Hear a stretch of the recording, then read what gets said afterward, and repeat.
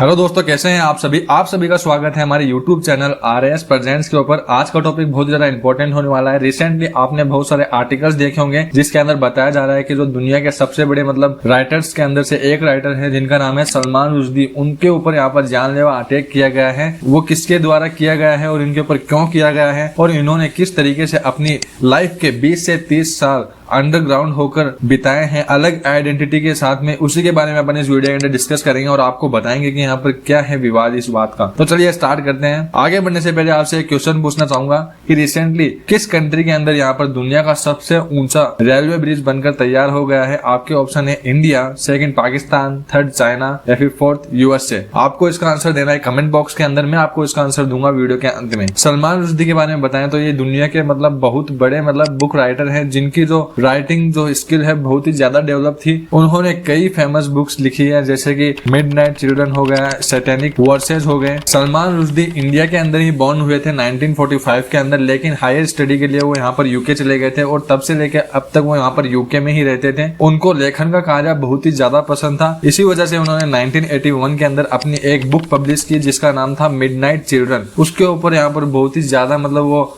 Book viral हुई थी, बहुत ही ज्यादा फेमस हो चुकी थी। इस बुक के लिए उनको बुकर प्राइज भी मिला था इन यूके और यहाँ पर वेस्टर्न कंट्रीज थी उसके अंदर ये बहुत ही ज्यादा फेमस थे। इवन दो यहाँ पर इंडिया के अंदर भी बहुत ही ज्यादा फेमस थे, लेकिन उनकी एक बुक आई थी 1989 के अंदर सैटेनिक वर्सेज के नाम से, जो कि यहाँ पर उसके अंदर उन्होंने इस्लाम से रिलेटेड कुछ विरोधजनक बातें लिखी थी जिसकी वजह से यहाँ पर जो जितनी भी इस्लामिक कंट्री थी वो इस बुक के विरोध में थी और उन कंट्रीज ने अपनी कंट्री के अंदर इस बुक को यहाँ पर बैन कर दिया था। इवन दो कई मुस्लिम कंट्री के अलावा अलग जो कंट्रीज है जैसे कि इंडिया है, वेनेजुएला है, साउथ अफ्रीका है, उन कंट्रीज ने भी इस बुक को बैन कर दिया था क्योंकि इस बुक के अंदर यहाँ पर कई चीजें लिखी गई है अगेंस्ट इस्लाम। और इसी बुक की वजह से यहाँ पर ईरान के एक सुप्रीम लीडर थे जिन्होंने यहाँ पर फतवा जारी किया था सलमान रुश्दी को लेकर के यहाँ पर सलमान रुश्दी को मार देना चाहिए। तो इस वजह से यहाँ पर इस बुक की वजह से जो सिचुएशन है बहुत ही ज्यादा क्रिटिकल हो गई थी और सलमान जो रुश्दी है उनकी जान को बहुत ही ज्यादा खतरा हो गया था।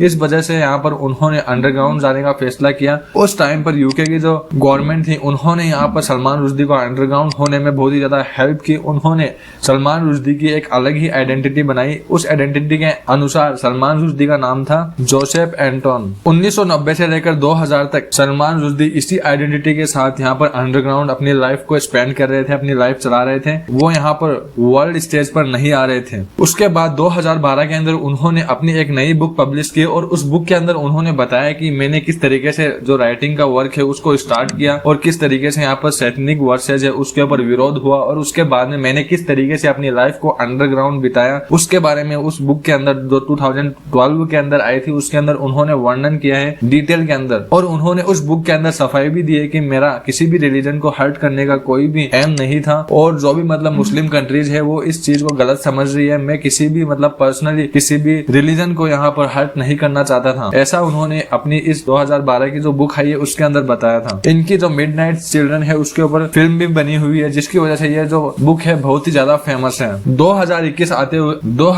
आते आते इनकी जो सैटेनिक वर्सेज को रिलीज हुए 33 साल से भी ज्यादा का समय हो चुका था और यहाँ पर सलमान रुश्दी ने सोचा कि यहाँ पर इतना लंबा समय हो चुका है तो अभी लोग इस बात को भूल गए होंगे, मेरे को अपनी जो रॉन्ग आइडेंटिटी है उसको यहाँ पर भुला देना चाहिए। मेरे को मैं अपनी असली आइडेंटिटी है वापस से वर्ल्ड स्टेज पर मेरे को आ जाना चाहिए। लोगों के अंदर का जो गुस्सा था उस टाइम का वो अभी तक कम हो गया होगा, तो मेरी जान को अभी कोई खतरा नहीं है। ऐसा कहकर उन्होंने जो यूके की गवर्नमेंट है उनसे जो सिक्योरिटी यूके की गवर्नमेंट ने उनके लिए लगाई थी उसको भी यहाँ पर हटवा दिया था और वो यहाँ पर वर्ल्ड स्टेज पर आने लगे थे पिछले कुछ दिनों से। ऐसा ही इवेंट उन्होंने यहाँ पर न्यूयॉर्क है उसके अंदर अमेरिका में वहां पर वो अपना एक राइटिंग वर्क है उसको यहाँ पर स्टेज के ऊपर बता रहे थे और उसी दौरान यहाँ पर उनके ऊपर अटैक हुआ बाय ईरानियन सिटीजन और जो ईरान का ये सिटीजन था उसका नाम था हादी मतर। तो यहाँ पर देखा जा सकता है कि आज 33 साल होने के बाद में भी यहाँ पर जो लोग हैं उनकी जो बुक राइटिंग के अंदर उन्होंने विरोधजनक बातें कही थी उसको नहीं भुला पाए हैं और उसी को लेकर यहाँ पर सलमान रुश्दी है उनके ऊपर अटैक हुआ है। दुनिया के बड़े बड़े लीडर्स हैं जैसे कि बोरिस जॉनसन जो कि यहाँ पर करंट यहाँ पर यूके के प्राइम मिनिस्टर हैं, यहाँ के फ्रांस के प्रेसिडेंट और कनाडा के प्रेसिडेंट, उन सभी ने यहाँ पर इनको लेकर आपत्ति जताई है, विरोध जताया है। उन सभी ने इस अटैक की निंदा की है। USA ने भी इस अटैक को कंडेम किया है।